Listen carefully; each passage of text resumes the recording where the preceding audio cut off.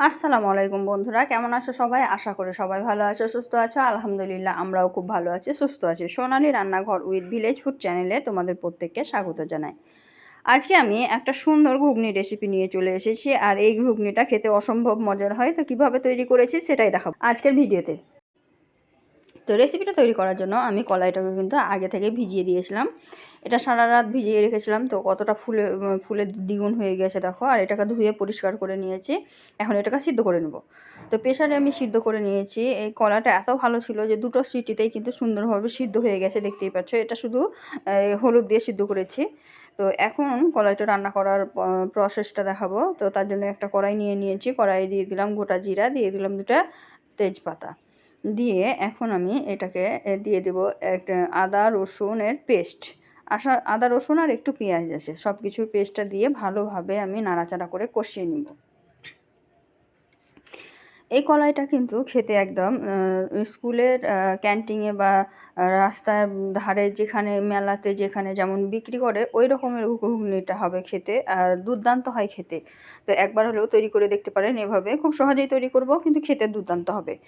তো এখন আমি দিয়ে দিলাম জিরার পেস্ট, জিরা ধনিয়া পাউডার, আর দিয়ে দিলাম একটু গরম মশলা। এখন আমি দিয়ে দেব হচ্ছে লঙ্কা গুঁড়ো।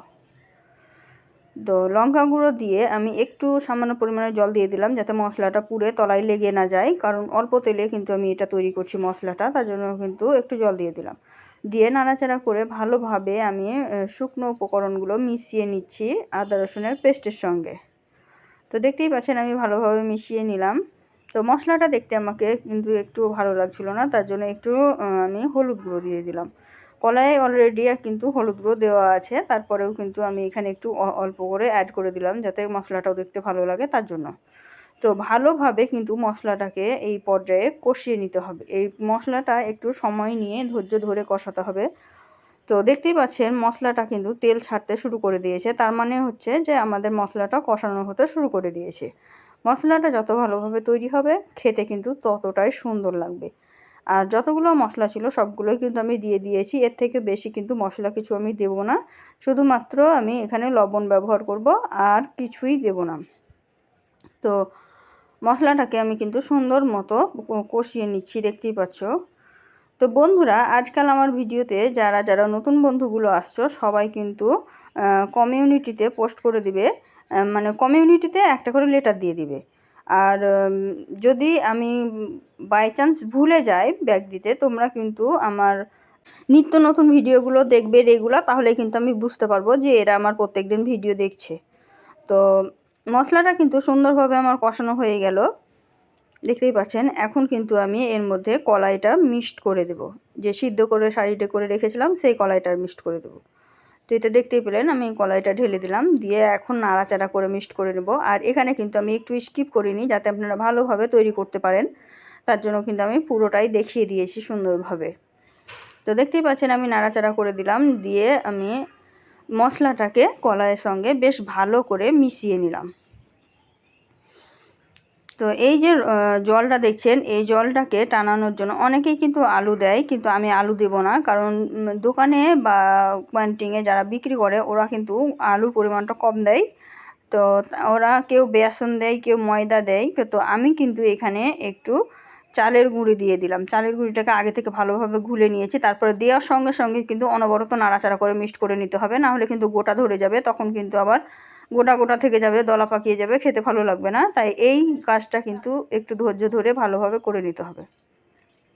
তো দেখতেই পাচ্ছেন আমি মিশিয়ে নিলাম, আর সঙ্গে সঙ্গে কিন্তু জলটা একদম গাঢ় হয়ে গেল। তো চালের গুঁড়ো দিয়েছি, তো ওটা সিদ্ধ হতে একটু টাইম লাগবে, তার জন্য কিন্তু এর মধ্যে আমি একটু পরিমাণে জল অ্যাড করে দিয়েছি আবারও, যাতে পারফেক্ট হয়। নাহলে কিন্তু এটা খুবই ঘন হয়ে যাবে, কিন্তু পারফেক্ট হবে না। তো জলটা আমি মিশিয়ে একটু নাড়াচাড়া করে ফুটিয়ে নিয়েছি, তারপরে আমি কিন্তু এখন লবণটা অ্যাড করে দিলাম। তো দেখতেই পাচ্ছেন আমি স্বাদ মতো লবণটা দিয়ে দিলাম, দিয়ে নাড়াচাড়া করে কিন্তু আমি এখন একটু ফুটিয়েই বন্ধ করে দেব। আর থিকনেসটা দেখতে পাচ্ছেন, এটা কিন্তু ঠান্ডা হওয়ার পরে আরও ঘন হয়ে যাবে। তো এই ঘুগনিটা আমার পারফেক্টভাবে হয়ে গেছে। এখন বন্ধ করে দিলাম আর ঠান্ডা করে আমি এখন একটা প্লেটে সার্ভ করছি। তো এই বাটিটাতেই আমি সার্ভ করে দেখাচ্ছি আপনাদেরকে। তো ঘুগনির চেহারাটা একবার দেখেন শুধু কতটা টেস্টি হয়েছে আর কতটা পারফেক্ট হয়েছে। তো এইভাবে কিন্তু আপনারা খুব সহজেই বাড়িতে তৈরি করে খেতে পারেন। যখন ইচ্ছা তখনই তৈরি করে নিতে পারেন। খেতে কিন্তু খুবই টেস্টি হয়। আর একবার হলেও বাড়িয়ে দেখবেন আমি যেভাবে বানালাম। এখন আমি কিন্তু ক্যান্টিন বা স্কুল কলেজে যেরকমভাবে ডেকোরেশন করে দেয় ওইভাবেই ডেকোরেশন করে দিচ্ছি। তার জন্য পেঁয়াজ দিয়ে দিলাম আমি প্রথমে শসা কুচি, আর একটু কালারফুল করার জন্য একটু লঙ্কা কুচি, টমেটো কুচি দিয়েছি। তারপরে দিয়ে দিলাম পেঁয়াজ কুচি, তারপরে দিয়ে দিলাম লঙ্কা কুচি, দিয়ে তারপরে আমি ওপর থেকে দিয়ে দেবো কিছুটা সেও। তো এভাবে ডেকোরেশন করে দিলে দেখতেও ভালো লাগে, খেতেও ভালো লাগে। তো এই তো ওপর থেকে আমি কিছুটা সেও ছড়িয়ে দিলাম। আর খাওয়ার সময় কিন্তু ওপর থেকে একটু লেবু ছড়িয়ে, একটু বিট লবণ ছড়িয়ে কিন্তু খেতে দুর্দান্ত লাগে। তো আমি এখন লেবুটাকে একটু দিয়ে দিলাম চিপে। তো লেবুটাকে আমি সাইডে কেটে কিন্তু দিয়ে দিয়েছি, দেখতেই পাচ্ছ। তো ভিডিওটা আজকাল এই পর্যন্ত, দেখা হবে পরবর্তী ভিডিওতে। ভিডিওটি যদি ভালো লেগে থাকে অবশ্যই লাইক শেয়ার কমেন্ট করে দিবে। আর এই ধরনের আরও নিত্য নতুন রেসিপি পাওয়ার জন্য আমার চ্যানেলটিকে অবশ্যই সাবস্ক্রাইব করে দেবে, পাশে থাকা বেল আইকনটিকে প্রেস করে দেবে। সবাই ভালো থাকবে, সুস্থ থাকবে, খোদা হাফিজ।